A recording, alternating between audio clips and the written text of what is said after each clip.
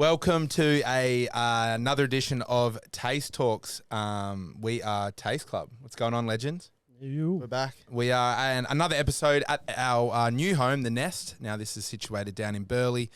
For all your podcasting needs, for all your photo needs, for all your modelling kind of stuff needs, definitely check these guys out. We'll have their Instagram down the bottom to have a look at The Nest in Burleigh. It's our new home, isn't it, lads? Yeah, it's wicked. Wicked little spot. Now, without further ado, we're going to get straight into it because we've got a lot to unpack today. I think this one's going to be a super interesting podcast. We've got Lachlan Carter on. How are you, brother? Not too bad, mate. How are you? Good, man. Good. Now, we've wanted to kind of get you on for a while. I mean, this is our, second or third episode, but we wanted to get you on for a while because you do have some fucking wild stories and you're a bit of a weird bloke, mate. So I'm glad we've got you in. Oh, cheers. Cheers for the compliment. Yeah, beautiful. Now, tell us a little bit about yourself, and I'm putting you straight on the spot, mate, but tell us a little bit about yourself from the start. Now, I know you're a professional swimmer. A lot of people don't know that, but kind of how did we meet you and how did it all come about, us all hanging out? Yeah, so I swim at the pool like 30 hours a week, have done for the last 10, 15 years. Yeah. But yeah, the whole thing with Taste Club, about 12 months ago, maybe 13, it was the open air one. And my housemate, she went to the first one that you guys did, and I saw the photos. I'm like, oh, that's fucking sick. Like, where's this rave on the Gold Coast? Like, wanted to go. And then she told me that the next one started, the open air one. She's like, oh, get a ticket, come. I'm like, all right, fuck it, I'll go. Yeah. And yeah, I rocked up, never been to a rave before. I'm like, oh, wow, this is fucking sick. Like, loved it. And so put up a few photos, and then the next one came round, the Juicy Selector one at Burleigh Town. Yeah, yeah, iconic one for us. Our first one at Burleigh Town, that was, wasn't it? Yeah, the debut. Yeah. Initially, I wasn't actually going to go because I was like, oh, I got nationals in a week, like, not going to go. I went to like a housewarming party, and then it got to like 10 o'clock that night and everyone is posting at the rave. I'm like, the FOMO kicked in. I'm like, fuck, I got to get a ticket. I got to go. Yeah, sick. And I rocked up. It just stopped. It just cut out. There we go. I can hear you. We're there back. we go. We're back. Yeah, and I rocked up. I'm like, this is fucking sick. You're we right. good? We good? Yeah, I can hear you fine. It just keeps cutting out in mine, so I'm not sure if it's cutting out this mic or not. So all right, we'll clap again. It sounds fine to us. Yeah, it sounds fine. You good? 3, 2, 1. Yeah, so I'm sorry we had a little bit of technical issue with the mics, but as you were saying, mate, obviously you come to our first one in Narang, and then obviously the Juicy Selector one. Now, it's funny that was your first one that you come to because we probably didn't even meet then because we were so fucking stressed out. Yeah, I didn't remember talking to anyone that day. That was probably our most stressful taste club we've ever done, from licensing to police. Yeah, that was pretty much, we were, well known by one show, so we had licensing on our ass, and they were going to be there with clipboards, and so we didn't really get a chance to actually enjoy it. But from what we heard afterwards, like you said, it was your first ever rave. That would have been a pretty good experience because we got really good reports about that one, and we're looking at going back to a sort of day party watch sort this of thing space later in this year. So and then you rocked up at Juicy, and I rocked up at Juicy and got a few videos, put it on the story, and then like posted it a week later. And then I had Timmy message me, and I was like, "Oh, who's this guy?" Dick. Like, I didn't know any of these boys like when I was going. Like, yeah. And then he's like, "Oh, I love your content, bro. Like, these videos are sick. Can you send them through to me?" And I was like, "Oh, that's sick." The dude who owns Taste Club like sent me a message or whatever. Like, and then because you're so tall, bro, we're like, oh, someone who can actually look over the crowd and take photo. Every photo I take is the back of someone's fucking head. So if you can get a photo and yelling in it, you're just yelling in every video. Yeah. What's wrong with Johnny's eye? What is wrong with it? So that was obviously a bit of an introduction for you with Taste Club, and as people might not know, you do a lot of our social media now with our TikTok, which is doing super well. You're our artist liaison as well. I really want to delve into that as we go on, but tell all the people at home a little bit about your swimming, kind of a day-to-day in the life of Lachlan Carter as a swimmer, and just kind of what goes into it, because it's fucking insane, man, and people don't realise how much effort you put in for sometimes probably little money or next to no money. I mean, you don't really even drink, so can you tell us a little bit about that going forward? Yeah, well, usually a weekly schedule for me is I have 8 swim sessions a week, like 8 2-hour swim sessions, plus 3 1.5 2-hour gym sessions, plus a few spin bike sessions.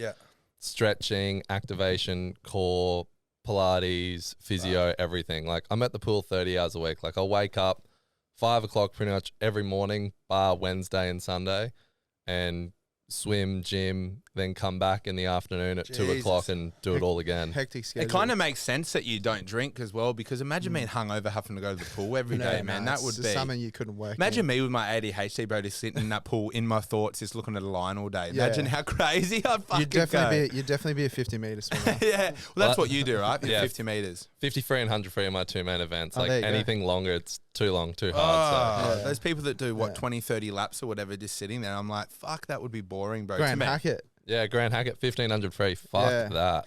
And I know you were mentioning to me, obviously off camera and stuff, like the difference between, say, making the Olympic squad, making the Commonwealth Games squad, and all that kind of stuff is 0.001 of seconds of time, right? And that's from you getting paid and not even getting paid or fucking at all, or making a living. It's wild. Like it's only the top 2 in each event that get selected to go to the Olympics. So in 100 free or a 50 free, for example, at Olympic trials, there'll be 40, 50 guys racing in that event. And from that, they'll pick the top 2 to go to the Olympics. Holy shit. And the difference in time is less than 0.1 to making a team kind of thing. Like, and it's so cutthroat. Like for me, my next big event is Olympic trials in June. Yeah. But it doesn't matter what I do between now and then. I could fucking break a world record next week and I'm not on that Olympic team. Yeah. It just matters what you do on that day. I could fuck up. I could and be it's 50 sick. meters too, so it's not like you can, I made a mistake this one, I'll go the next one. You've only got like one shot. That's a classic lose yourself, Eminem. I was just thinking that as well. Let's dress this fucker up as Eminem. But that must be, quite taxing, but also pretty stressful, especially when you're overthinking it for the whole event and stuff like that. Oh, dude, I've been in my head, like the head noise has been crazy at times, but I've been doing it so long, you sort of try get used to it, and just that mental training, that mental aspect is huge. Like in the lead up to a comp, it's like 90% physical, but in those last 3 weeks leading into a comp and behind the blocks, it's 90% mental. Something I'm really interested, just to quickly segue into, is the like the culture behind swimming now. Like you heard a lot of stories back in sort of when we were growing up about, Grant Hackett on the, the prescription. The Still Knocks. And like obviously. Punching cunts on planes. Yeah. Like obviously they've got some coping mechanisms, or what you're saying, like you're doing your head in and all this stuff. Like what's the culture like behind the scenes in like player welfare, or like not player, but swimming welfare and that sort of thing? Because it's a stressful environment, right? Oh, absolutely. And I think it's come a long way. I think in those early 2000s, and it doesn't just go for swimming, I think it goes for a lot of sports, but you were just treated as an athlete and you had to get a result, and they didn't care about you as a person. Whereas now it's very much, they want the best result, but they care about you as a person and developing that. So there's a lot of pathways around mental health and whatnot to look after you. Because post swimming, like Grant Hackett is a prime example. Like he was at the high of highs, achieved so much, but all he knew in his life was swimming. He had nothing else aside from Grant Hackett, the swimmer. Yeah. Just looking at that line. Yeah. Yeah, 100%. He did. Yeah. No, I mean, like looking at the line in the swimming pool. Yeah, I know what you mean. That must be pretty hard. I mean, same with Ian Thorpe and stuff as well. He went through a lot of crazy demons and stuff like that as well. I think it comes down to sport in general. When you've got the eye on you like that, and you are, unstoppable at one point, and then, I feel like that even with DJing. You're playing all these shows, everyone loves you, and then all of a sudden this happens or this happens. Can be pretty detrimental. Yeah. Oh, absolutely. Like, I know a lot of friends and people in the sport that have been through those highs and lows. And I think it comes down to Australian culture as well. Like when you're swimming well and you're at the highest of highs, Australia and the country, they love you. The media love you. But as soon as you have a bad swim, like in Australia, if you don't win gold at the Olympics, you are seen as a failure. Oh, who was a classic example? James Magnussen. Maggie. He got, went into the Olympics. To be fair, he was big dogging it, loving it. Yeah, of going course. into it. And he got silver by like less than 0.1 kind of That's thing. crazy. And the media just came down on him. He was supposed to win. He had to win. Like, meant he just to break had the an off world day. record. Yeah. Like, Did you see that he just came out on his social media and said that he's going to like Get on the roids? Yeah, get on the roids. Get juiced to the gills, mate. To break the world record, just to like, try and break the script or break Just see if it kind of works. Yeah. Look, we'll move on from this. I just want to ask one more question about the swimming stuff. And I know you mentioned this to me the other day just in the car as well. Like, I don't even need to mention names, but you look at, soccer, for example, you got Lionel Messi, you've got all these huge athletes from NFL and that on these, $1 billion contracts or whatever. But you were even saying to me, some of the biggest swimmers or the bigger names of swimming only really earn enough as, say, someone like a big business owner or something like that. They actually aren't even on crazy money compared to these bigger athletes. Is there reasons behind that, or is there not a lot of backing behind swimming? Or I think it comes down to a lot of factors, but you don't swim for the money. Like you swim for the love of the sport kind of thing. And like, as you said, the best swimmers in the world that are winning golds at the Olympics and whatnot, they're making maybe 500K to just over $1 million, which, it's a lot. But if they're the best in the world, they hold world records, everything. If you compare that to golfers. golf you know what or I mean? the NBA, the best players in the NBA, they're on $40 million a year or whatever. And if you're a bench warmer in the NBA, you're on 500K a year, crazy. and you're seen as a bum. But And I that's guess what the best swimmers make. Yeah, and I understand as well with obviously got to put bums on seats, right, as well, when if there's, they've got people over the world watching it and numbers and that kind of work, but it does seem unfair a little bit in It's all come down to Well, sponsorships. That's one of the things, the enhanced games that we were talking about. Like the guy, it's this billionaire that's putting all this money into it, and he wants. So it's happening. It's actually happening. They're calling it the live golf of swimming. They're just Fuck yeah. breaking the script. Imagine big Thor's just jumping in there. Like, I get the whole people are against it because it's like promoting taking steroids and stuff like that. But the idea behind it of giving the money to the athletes, because the Olympics is the biggest sporting event in the world, and the athletes will only see 5% of that money that they make. Where's it go to? Like what, the management and all that kind of the stuff? TV rights They're at an pimps. Olympics is stupid. Like the American TV, they pay that much money to broadcast the Olympics because That's it's crazy. one of the most viewed sports things in the world. Yeah. Yeah, wow. Absolutely. What do we got coming up, Johnny? All right, let's get into... We're going to talk about your content creation, a bit of a wizard that came across our screens with the TikTok. So we were sort of early days. We're like, we got to get a TikTok started. Like, we don't have any idea about reach. We're just not born in that era, are we? We're not in that era whatsoever. And then obviously we saw your videos from Taste Club and we loved them. And then all of a sudden you sort of blew up a little bit on a radio station about doing like singing serenades for girls on for girls on Tinder, and that I thought they were hilarious. So tell us a little. We'll chuck a little bit of a link, a little bit of a video up now of some of them, just so you can guys see them. You matched me on Hinge, it got me overwhelmed. And when you got me on radio, that was so cool. But tell us a little bit about that and how you kind of blew up with the TikTok stuff and how you got reached out to. Absolutely. So TikTok's a funny one. Like the most random shit, as people probably know, just blows up kind of thing. And I was on Hinge about 9 months ago or so. I was recently single, going through the motions, and I was just a bit bored with the whole process. Sending dick pics. No, I'm joking. Nah, not quite. But my mate was just like, oh, you should try like sing to them and like, because you can send voice prompts and whatnot. So I'm like, fuck it, why not? So I sung a song, put the girl's name into it, posted it on TikTok. Next day it had 1 million views. I'm like, what the fuck? So I'm like, all right, I'll start doing this, because the chicks, they were loving it. They thought it was hilarious. So I posted another one, 2 million views, like, and I'm like, all right, I'm gonna just ride this wave, started getting a bit of traction. About a week passes after the first one I posted. I've still been bumping them out, and then I get an email from... I'm still doing them. I get an email. Send Jake one.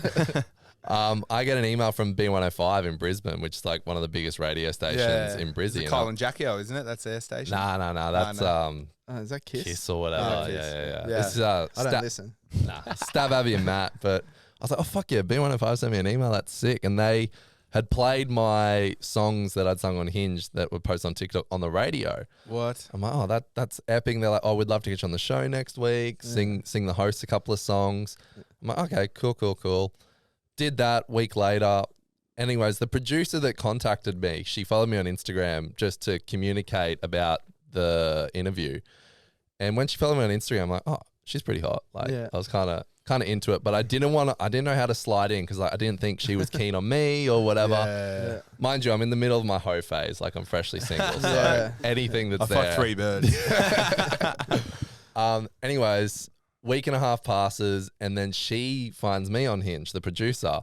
So I sing her a song as I do, and then that's how we got talking. And about a week after that, we finally went on a date, and from our first meeting, I just knew straight away that there was something special about this girl. Yeah, nice. And I think it goes down to it these days. Like, I think I see things all the time of, you know, girls putting up stuff, or even I saw an English chick put up something the other day and it's like, what is with guys and just not coming up to us in bars and not messaging us, or like a lot of Aussie guys are quite shy. Yeah. Which is fucking weird, man, because we were never shy growing up, man. I think that's just the world we live in. Is that today. the world we live in now? Yeah. Like, it's all online. So, like, to do something different, even though, you know, it was fucking shit singing, as you know, but it wasn't dude, about I could not that. sing for shit. That's what made it funny. It was like. funny, you know, but like that point of difference to a girl and reaching out and just, you know, taking the piss out of yourself, I think is definitely an attraction to girls and something different. Absolutely. So yeah, you've done obviously that with the TikTok stuff and that as well, and that kind of blew up, and then it's just been a steady kind of transition from there, right? You've done a few branded things and all that kind of stuff with TikTok. Oh yeah, well before that I had a little bit of a following on Instagram that I built up back in the day. I was really invested in trying to build my brand and whatnot, and pretty much it was just a whole bunch of gay guys that followed me because they like seeing me shirtless in togs. Like, you know, you got to know your audience. You I'm gotta like, know well, your that's what they audience. want to see. So Fuck, I might try it, eh? Yeah. Maybe you try it, you Johnny. get in the gym, mate. See You're how looking many gay good. guys will follow you, Johnny. Me and Dick Togs? No, I don't know about it, mate. Oh, sweet as. All right. So, yeah, now obviously Lockie's running our TikTok because we have no idea. It's doing super well. It's a world that we have no idea about. Also doing our artist liaison and stuff like that as well, mate. Do you enjoy obviously picking up the artists and stuff? As we said, you don't drink in that as well, but it's good picking them up and kind of getting to meet some bigger artists from overseas. Oh, absolutely. It was sick. I remember, well, you boys didn't know that I didn't drink because all the raves that I've been to, you just assumed I was fucking off my head. Yeah. And which is the case with a lot of people. Like when I go out, I never have drunk or taken anything. I've been sober my whole life. That's just me. But when I go out, I'm a natural fuckwit. The amount of people that are like, you know, they don't know me. They don't know I'm sober. I'm just like, all right, who needs a lift home? And they're like, bro, you can't fucking drive home. You're fucked. And I'm like, no, I'm actually sober. Like, it's just You've had me. sunnies on inside for like 4 hours. So you definitely can't drive. Yeah.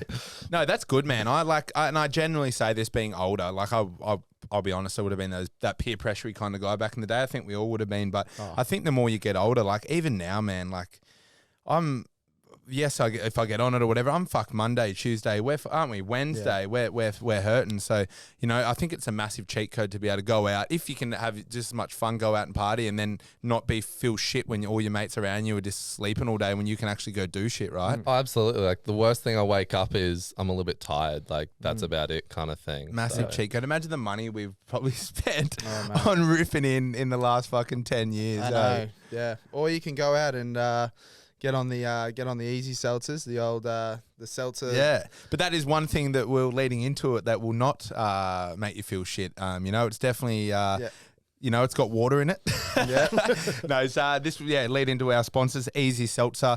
Thanks to Dan, the man. These are around Australia at the moment. What do we got there, mate? We've got pineapple. There's no pineapple We there got whatsoever. passion fruit, lemon, lime, and coconut here at the back. So a bit of a unique flavour. They're for sale at Dan's around the coast and Thirsty Camel. So get your hands on one. Great at night. Great kicking on. I love it. Or even great at your nan's. I went to Nan's barbecue the other day. She was cooking in her undies. It was super weird, but she had Easy Seltzers in the fridge, and it probably made my day watching Nan cook in her undies with an Easy Seltzer. So definitely jump in there. Like I said, they're at bottle shops nationally, and we fucking love them at Kick-Ons, don't we? Yep. Beautiful. Bet you won't, Lockie. We'll get you a I don't know. I'll stick to the Red Bulls. Keep me going. Yeah, So. yeah, he loves Beautiful. Red Bull. Well, this leads into our first little segment of the day. Now, I've actually been super excited to talk about this one because I saw it on the weekend. A friend showed me it, and I thought it was fucking unbelievable. Now, we're going to put a little video up here now. But this news story is about a DJ. Now, this DJ is called DJ Renoka. DJ_Renoka. Now she holds the Guinness World Records for the youngest club DJ ever. How old do you reckon she is? Oh, well, you just told me, but All right, boys. Yeah. Everyone out there, call in 047 842 428 842 942 842. oh, that is a Japanese number. So yeah, she's 7 years old. I'll put a link up here, but she doesn't, you know, if you hear of like a 7-year-old DJ, you're like, oh, she'd be playing a bit of, you know, Winnie the Pooh or whatever. She actually plays like heavy techno fucking bangers, man. Yeah. So I'll Get put her to the next taste club. Oh, yeah, she's probably a bit too expensive. I wonder if you can pay wonder if you can pay $1 per centimeter she's in height. That could be good. But anyway, yeah. So I'll put a few videos up here as well. She plays some epic music. You know, she plays all the hardware stuff. She loops. She does a bit of everything, and she's starting to produce as well. So oh man, and I she's know. Japanese. And she's Japanese. They're so wizards, aren't they? Fucking They're oath. just creative wizards. Something about she looks them. like a tiny little doll. So I'll put you up her little Instagram handle there. So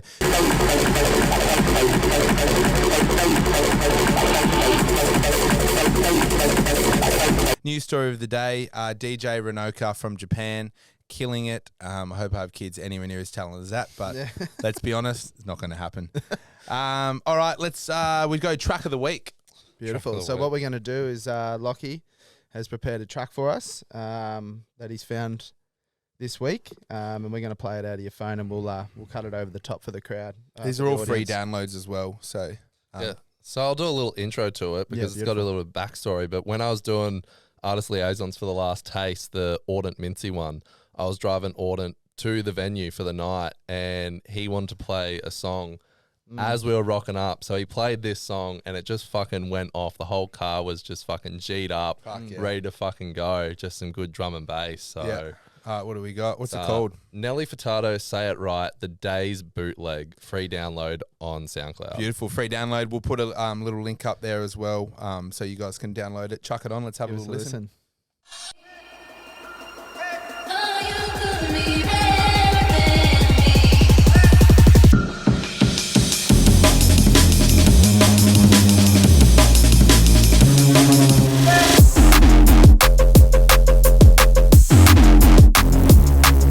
But yeah, he played that in the car, and the whole car was like, "Oh, fuck yeah, we're ready to That's fucking fucking go. Let's sick. rip in." Nothing So like a dirty drum and bass. And as I say every time, I think, you know, the reason why this is a music show in all, but I mean the reason why we do track of the week as well, because as you guys know out there, having a track that you've never heard before that you find is fucking, there's nothing better. Yeah. Especially if it's got minimal plays on it as well. So you were saying last week support gives that you an kind of erection, makes you feel like having an orgasm. So. I literally not much doesn't. well, the wind just fucking made me come out there about 2 minutes ago, so I actually think I need to get that looked at. You've been away from the missus a while, mate. Yeah, it's weird. My penis is inverted, and it's still very sensitive. I don't get it. All right, well, we're gonna do one more little segment that we like to play. It is story time. Now, look, you fucking said you had a few crazy stories, but I reckon the one that you're gonna probably say before we got in here would be the best one. Can you delve into that? Go the ins and outs, and we'll finish on that. Yeah, well, I'll start it off. So it was back in like 2015, and I put my hands through this glass door, like pushed them through, and I sliced my wrist open. Like it was really bad. I almost like cut an artery and had to call the ambo and whatnot. So they stitched it up, and it was over Christmas time. About a week later, took the stitches out, and I went down the Gold Coast for a holiday. And the Miami putt, there's like a giraffe there or whatever, and I was playing, like, fuck yeah, I'll jump up, get a photo on that. That'll be sick. Like. Anyways, look at the photo next to me. There's all this blood down on the ground. I'm like, oh, what the fuck? Anyways, I'd cut my wrist open again. I'm like, fuck, okay. So the next day, went to the doctor, and it's like near New Year. So they're like, oh, we're shut. You're going to have to go to the hospital. Turns out it was infected. So I was at the hospital. Mum and dad came from Brizzy to see me. And, you know, they stitched it back up, put me on a drip for 6 hours because I had redness halfway up my arm. Fuck. They're like, look, if that's no good, if the redness keeps coming up, you're going to have to come back and stay on the drip for another 3 days. Yeah. So I'm like, fuck, all right. So I go back, celebrate New Year's. That's all good. The next day I look at my arm and the redness has gone further up. And mum and dad were like, look, send us a text. If it's gone up, we'll meet you at the hospital. So anyways, I'm on the toilet when I see it and I'm, you know, taking a shit and I'm just like, all right, it's gone up my arm. So I send a photo to mum. I'm just like, look, redness has gone up. I'll meet you at the hospital in like a couple of hours or whatever. And dad comes back and he's just like, yeah, that's all good. We'll meet you there. Next time, check the photo though before you send it. And I'm like, what the fuck? Anyways, my dick was like sitting on the toilet bowl, like on the edge of the seat. Fuck off it is, cunt. I'd fucking sent a dick pic to my mum, cunt. Holy. Was it erect? Because when I shit, mine normally goes erect. Oh, it was. Did she say, oh, that is definitely infected, get that to the hospital? We're going to cut that off, bro. Your cock and arm's infected. We can sort of fix your arm, but we don't know what to do about that dick. Is it normally supposed to be green like that? Get it off the toilet bowl probably first start. So That's how I got herpes. Pack fair. Don't ever go to cubicle 3. All right, guys. So yeah, so you sent a full dick pic to your sent mum? a dick pic to my mum just at the bottom bit of the screen. It was just fucking sitting there flaccid just for the world to flaccid see. and on the bowl. Fucking Jeez. hell. That's That a is cracker. fucking disgusting. And did she Jeez. say anything about it, or she was like awkwardly didn't say a word? We sort of haven't really spoken about it. Like dad, because Haven't dad's spoken since. Wait, looks like mine. I'm proud of you. Oh yeah, that's How pretty did fucking you funny. get infected? Was the wrist, not the dick, but was it from the pool? Was it from the swimming pool? No, I wasn't allowed to swim for like a week, so Oh, okay. I just took the stitches out, and I think maybe it hadn't healed or something, Oh, and far just something got in there. And Well, yeah. Timmy's just going through the same thing with his nose, right? Man, my nose is fucked. We said it in the last podcast, but yeah, come back from Tassie and Oh, come back from Tassie with a severe sunburn. The ozone layer's fucked down there. Who would have thought? But yeah, I woke up with a big, as you can kind of see, it's going down now, boil on my nose from I the thought you sun. went to the South Pole. You look like bloody Rudolph. It's fucked, eh? Like full. What is it called? That the black, oh, the burn. What's it called? Frostbite. Frostbite. on my nose. yeah, right. But it hasn't been healing. Easy. All right, we'll finish on that one. Just a quick plug for yourself, mate. What's your Instagram? What's your TikTok? All that kind of stuff. Instagram Lachlan _ Carter, and my TikTok is Swagmeisters69. Oh, okay. Shit as Maybe that we is. shouldn't have fucking said Don't that. do that. Don't look at that. So yeah, Follow give- the Taste Club one. Give him a follow. Yeah, yeah. give us a follow on Taste Club as well. TikTok. If it's going to be live at this point, but March 23rd we have Main Phase and Bullet Tooth. This one's going to be pretty cool, Jakey. Hey, our stage set up and everything is going to be completely different in Burleytown, so we're really fucking around with it. Yeah, I think we might go back to the boiler room style. Yep. It's pretty cool, hard, but I Yep. think we just need to do something different, mix it Yep. up a little bit. I Might think even it- have the raised stage as well, And I think stuff it like that. suits the lineup a little bit more. I've just been watching the new Keep Hush sets that came out, and I was just looking at them. The crowd energy behind those decks when they're playing that UK stuff is insane. So Well, let's just hope we Channel. have the same crowd energy as well. Bring your fucking A game, guys, if you come on March 23rd, because it's going to be an absolute fucking belter. yeah, Mark Blair. Oh, have we got into that story about, or should we do that on the next one? yeah, we'll do Easy. that one. All right, guys. Love you. I'd love to leave you. This is Taste Talks, and we'll see you at the rave. Yo. Thanks, there. Lock. See you, mate.